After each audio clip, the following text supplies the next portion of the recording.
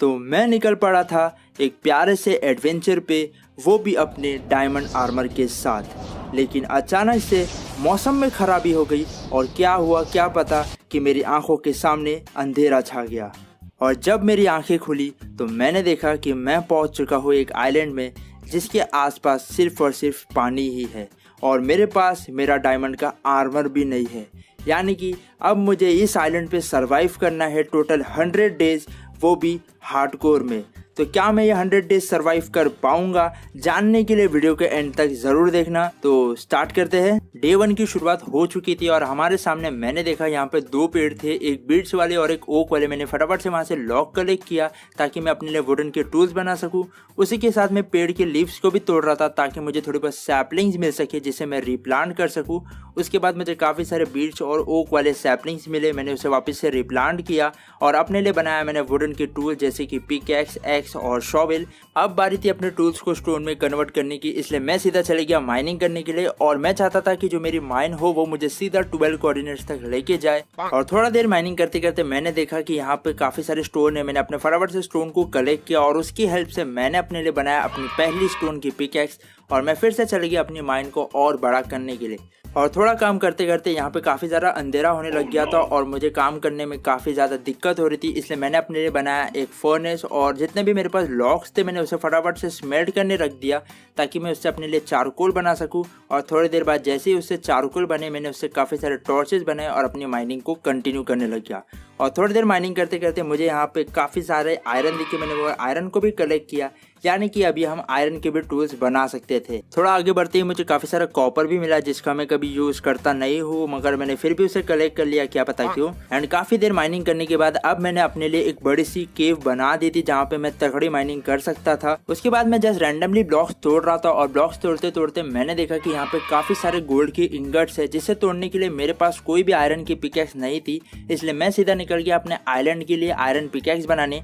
और जैसे ही मैं ऊपर पहुंचा मैंने देखा कि यहाँ पे 2 शिप्स स्पॉन हो चुकी है, यानी कि हम आज अपना बेड बना सकते थे। इसलिए मैं काफ़ी सारे लॉक्स कलेक्ट किया, मैंने वहाँ से उसका प्लैंक्स बनाया और अपने आयरन को स्मेल्ट करने के लिए रख दिया। जैसे ही थोड़ी देर बाद मेरे आयरन स्मेल्ट हुए मैंने उससे अपने लिए बनाए शीयर्स ताकि मैं वुल कलेक्ट कर सकूं। उसके बाद मैंने अपने शिप्स को नंगा पुंगा किया ताकि मैं उनसे वुल ले सकूं और इन्होंने मुझे सिर्फ 2 ही वुल दिया जो कि इनफ नहीं था बेड बनाने के लिए। इस आइलैंड पे अब मेरे पास काफ़ी ज़्यादा खाने की कमी हो रही थी और मेरे पास कुछ भी खाने को नहीं था, इसलिए मैं सीधा चले गया ओशन के अंदर। और ओशन में घुसते ही मैंने थोड़े बहुत फिशेज की गुत्ती चटकाई और उसके साथ ही मैंने थोड़े बहुत केल्स भी कलेक्ट किए ताकि मैं उसे भी कुक करके खा सकूँ और अपना हंगर बार फिल कर सकूँ। उसके बाद थोड़ी देर और मैंने फिशेज की गुत्ती चटकाई और मैं सीधा निकल गया अपने आइलैंड के लिए। आइलैंड पर पहुंचते ही मैंने देखा कि अपने शिप्स पे वुल आ चुका है, यानी कि अपने बेड का आज जुगाड़ हो सकता है। मैंने सबसे पहले अपने फिश को कुक करने रखा, उसके बाद मैंने अपने लिए बनाया एक फर्नेस और उसमें मैंने अपने केल्प को कुक करने रख दिया। और अब बारी थी शिप्स को नंगा पुंगा करने की और इस शिप्स को नंगा पुंगा करने के बाद मुझे इनसे थोड़ा बहुत और वुल मिला जिसकी हेल्प से मैंने अपने लिए बनाया अपना पहला बेड और मैं सीधा चले गया सोने। डे 3 की प्यारी सुबह हो चुकी थी और अभी भी हमारे केल्प जो है टोटली कुक नहीं हुए थे, तो मैंने सोचा कि मैं थोड़ा बहुत बेसिक सा काम कर लेता हूँ, मैं थोड़ा बहुत पेड़ तोड़ लेता हूँ और जो भी मुझे सैपलिंग्स मिलेगी मैं उसे वापस से रिप्लांट करूंगा। मैंने शिप से थोड़ा बहुत और वुल कलेक्ट किया, अपने ट्रीज को रिप्लांट किया। इसके बाद मैं चले गया अपने गोल्ड इंगट्स को कलेक्ट करने के लिए, वो भी अपने नए आयरन की पिकैक्स के साथ। और मैंने सारे गोल्ड इंगट्स को कलेक्ट किए और यहाँ से मुझे टोटल 6 गोल्ड के इंगट्स मिले। उसके बाद मैंने अपने लिए थोड़े बहुत एक्स्ट्रा टॉर्चेस बना दिए और अपने एरिया को ठीक करने लग गया। जितना भी मेरे पास एक्स्ट्रा डर्ट था मैं सैंड हटा के अपने आइलैंड को थोड़ा सा खूबसूरत बना रहा था। अब बारी थी एक तगड़ी माइनिंग पे जाने की, इसलिए मैंने अपने लिए थोड़े बहुत स्टोन के पिकैक्स बनाए। जितना भी मेरे पास फालतू सामान था मैंने उसे चेस्ट में ट्रांसफर किया और मैं निकल गया माइनिंग के लिए। माइनिंग स्टार्ट करते ही मुझे यहाँ पे थोड़ा बहुत रेडस्टोन मिला जिसका मैं कभी भी यूज़ नहीं करता हूँ, लेकिन मैंने उसे फिर भी कलेक्ट कर लिया, क्या पता क्यों। थोड़ा देर माइनिंग करते करते मुझे यहाँ पे काफ़ी ज़्यादा कोल भी मिल गए जो कि इस आइलैंड पे काफ़ी ज़्यादा इंपॉर्टेंट थे, क्योंकि मैं लॉक्स को स्मेल्ट करके चारकोल बना रहा था। तो मैंने सारे कोल को कलेक्ट किया। इसी बीच मुझे काफ़ी ज़्यादा गोल्ड और आयरन भी मिले, मैंने उसको भी कलेक्ट किया। थोड़ा माइनिंग आगे करते करते मुझे एक ऐसा एरिया मिल गया जहाँ पे काफ़ी ज़्यादा ऑब्सीडियन थे, यानी कि हम उसे कलेक्ट कर सकते थे। मैंने फटाफट से उसका स्क्रीनशॉट ले लिया और आगे बढ़ते बढ़ते यहाँ पे 3 ज़ॉम्बी स्पॉन हो चुके थे जो कि मुझे मारने आ रहे थे। क्या पता किसकी बारात में ये तीनों निकले थे। इन्हें मैंने फटाफट से मार के मैं आगे बढ़ने लग गया एंड फाइनली थोड़ा देर माइनिंग करने के बाद मुझे मिल चुका था अपना पहला डायमंड, वो भी इस वीरान से आइलैंड पे। मैंने वो डायमंड को चेकआउट किया और यहाँ पे ये 1 नहीं 2 नहीं टोटल 7 डायमंड मुझे मिल चुके थे। यहाँ से आगे मुझे थोड़े बहुत और डायमंड मिले। मैंने वो सारे डायमंड को कलेक्ट किया और मैं सीधा निकल गया अपने आइलैंड के लिए। और आइलैंड पे पहुँचने तक अब मेरे पास टोटल 17 डायमंड्स हो चुके थे। नेक्स्ट डे की सुबह होते ही जितना भी मेरे पास आयरन और गोल्ड था मैंने उन्हें स्मेल्ट करने रख दिया और जितना भी मेरे पास फालतू सामान था मैंने उन्हें चेस्ट में ट्रांसफ़र कर दिया। और अब बारी थी अपने लिए फार्मिंग करने की, जिसके लिए मुझे चाहिए थे काफ़ी सारे बोन मिल, इसलिए मैं फ़िश को मारने लग गया। एंड काफ़ी देर फिश मारने के बाद अब मेरे पास टोटल 22 फिश और 4 बोन मिल हो चुके थे और मेरे आयरन भी स्मेल्ट हो चुके थे, जिसकी हेल्प से मैंने अपने लिए एक फुल्ली आयरन आर्मर बना दिया था। एंड अब मेरे पास एक फुल्ली आयरन आर्मर आ चुका है। उसके बाद मैंने काफ़ी सारे टॉर्चेस बनाए ताकि मैं अपने आइलैंड को लाइट अप कर सकूं और जितना भी डायमंड मैं लेके आया था मैंने उससे अपने लिए काफ़ी सारे टूल्स बना दिए और मैं सीधा चले गया सोने के लिए।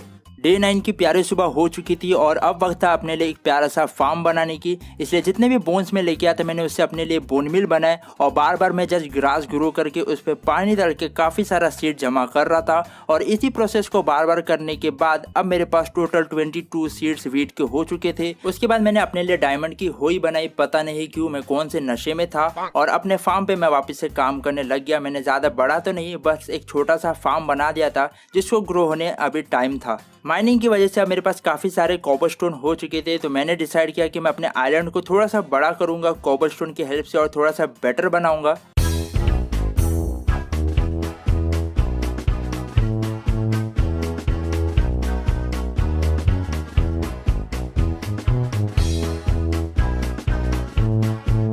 एंड अब हमारा आइलैंड काफ़ी बड़ा और खूबसूरत भी हो चुका था और हमारे आइलैंड पे हमसे बिना पूछे यहाँ पे एक मेहमान भी आ गए थे, जिनको बिना पूछे हमारे आइलैंड पे आने की सज़ा भी मिली। रात में भी काफ़ी सारे ज़ॉम्बीज़ आ चुके थे हमारे आइलैंड पे अपना कब्ज़ा जमाने के लिए, मैंने उन्हें अपना कब्ज़ा जमाने नहीं दिया।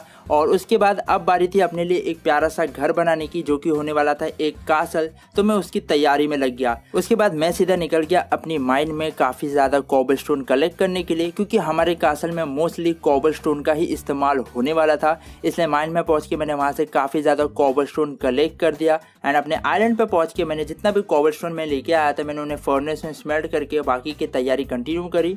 एंड उसके बाद अब बारी थी अपने लिए एक प्यारा और खूबसूरत सा कासल बनाने की।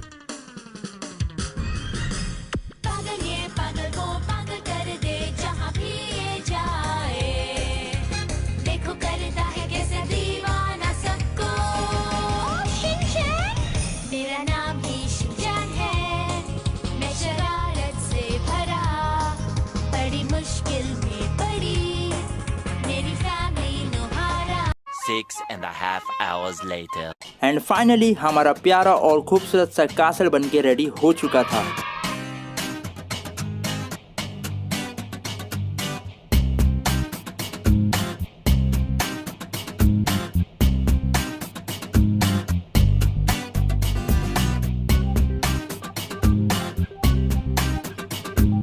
अगर अब हमारा कासल इतना खूबसूरत है तो हमारा बाहर का एरिया भी काफ़ी ज़्यादा खूबसूरत होना चाहिए, इसलिए मैं थोड़ी बहुत तैयारी करने लग गया ताकि मैं अपने बाहर के एरिया को भी खूबसूरत बना सकूं। मैंने अपने लिए एक छोटू सा प्यारा सा खूबसूरत सा फार्म बना दिया ताकि अपने कासल की थोड़ी सी और शान बढ़ जाए। अपना फार्म अभी काफ़ी अच्छा लग रहा था, तो जितने भी मेरे पास बोन मिल्स थे उसकी हेल्प से मैंने वीट को थोड़ा बहुत और ग्रो किया और मैं निकल गया अपने घर पे। घर पे पहुंचते ही मैंने देखा कि यहाँ पे एक हट्टू बाबा हमसे बिना पूछे हमारे कासल में आए हैं, तो उनकी तंगड़ी तोड़ के मैं चले गया सीधा सोने। नेक्स्ट डे की सुबह होते ही मैं अपने लिए एक छोटू सा ट्री का फॉरेस्ट बनाने लग गया ताकि मेरे पास कभी भी ट्रीज की कमी ना हो और हमारा फॉरेस्ट भी अभी काफ़ी खूबसूरत दिख रहा था। उसके बाद मैं अपने आइलैंड पे काम करने लग गया क्योंकि मेरे आइलैंड पे मोस्टली सैंड ही भरा पड़ा था जो कि अच्छा नहीं लगता है, तो मैं सैंड को हटा के उसकी जगह पे डर्ट लगा रहा था ताकि अपनी कासल की शान बढ़े। और उसके बाद मैं निकल गया माइनिंग करने के लिए क्योंकि अब बारी थी अपने लिए एक फुल्ली डायमंड का आर्मर बनाने की। माइनिंग करते करते मुझे यहाँ पे काफ़ी सारे डायमंड्स मिले। डायमंड के साथ मुझे यहाँ पे काफ़ी सारे कोल, आयरन और गोल्ड भी मिले। सारे कलेक्ट करके मैं सीधा निकल गया अपने घर के लिए, लेकिन कुछ लोग मुझे घर पे जाने देना नहीं चाहते थे। उसके बाद मैं जितना भी डायमंड लेके आया था मैंने उसकी हेल्प से अपने लिए एक फुल्ली डायमंड का आर्मर बना दिया था। एंड फाइनली अब मेरे पास एक फुल्ली डायमंड का आर्मर आ चुका था इस वीरान से आइलैंड पे। उसके बाद मैंने अपने आयरन आर्मर को इज्जत के साथ आर्मर स्टैंड को दे दिया और मैं निकल गया कोबलस्टोन माइनिंग करने के लिए, क्योंकि अब बनाना था मुझे एक एक्सपी फार्म। काफी देर कोबलस्टोन माइनिंग करने के बाद जब मैं अपने कासल में आया तो मैंने देखा कि यहाँ पे कुछ बिन बुलाए बाराती हमारा इंतजार कर रहे थे, जिसमें से एक उनका छोटा छोकरा भी हमारा इंतजार कर रहा था। इसी बीच मैंने देखा कि यहाँ पे एक ज़ॉम्बी विलेजर भी है जिसको हम विलेजर बना सकते थे। मैं फटाफट से अपने कासल में गया, उसके लिए मैंने एक बोट बनाई और उसे मैंने बोट में ट्रैप कर दिया और बंदे की अभी भी खुजली नहीं गई थी, हमें मार ही रहा था। नेक्स्ट डे की सुबह होते ही मैं अपने लिए एक बड़ा सा एक्सपी फार्म बनाने लग गया।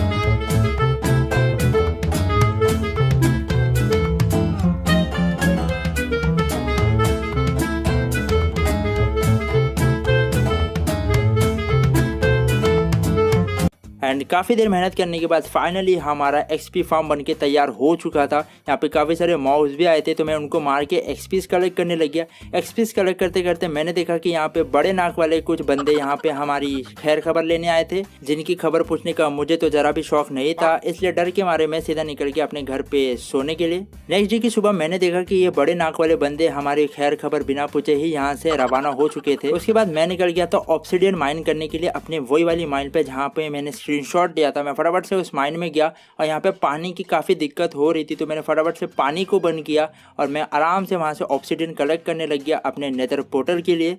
एंड काफ़ी देर ऑब्सिडियन माइन करते करते अब मेरे हाथों में दर्द होने लग गया था और मेरे पास अब सिर्फ और सिर्फ 10 ही ऑब्सिडियन थे, जिसकी हेल्प से मैंने अपने लिए एक ठीक ठाक नेदर पोर्टल बना दिया था। उसके बाद मैं अपने नेदर पोर्टल को थोड़ा बहुत सजाने लग गया। मैंने अपने नेदर पोर्टल को लाइट अप किया एंड फाइनली हमारा नेदर पोर्टल अब रेडी हो चुका था। सो फाइनली गाइज हमने सर्वाइव कर लिया है 30 डेज, वो भी इस वीरान से आइलैंड पे जहाँ पे दूर दूर तक सिर्फ और सिर्फ पानी ही पानी नजर आता है। हमने ऐसे आइलैंड पे अपने लिए एक फुल्ली डायमंड का आर्मर बनाया, इतना प्यारा सा कासल बनाया। कैसा बना है कमेंट में जरूर बताना। सो गाइस आज की वीडियो में इतना ही। उम्मीद करते हैं आज की वीडियो आपको पसंद आई रहेगी। पसंद आए तो इसे लाइक कीजिए, शेयर कीजिए। चैनल पे नया आए हो तो चैनल को सब्सक्राइब कर देना। इंस्टाग्राम पे फॉलो नहीं किया तो कर लेना, लिंक आपको डिस्क्रिप्शन में मिल जाएगी। सो मिलते हैं गाइस अगली वीडियो में।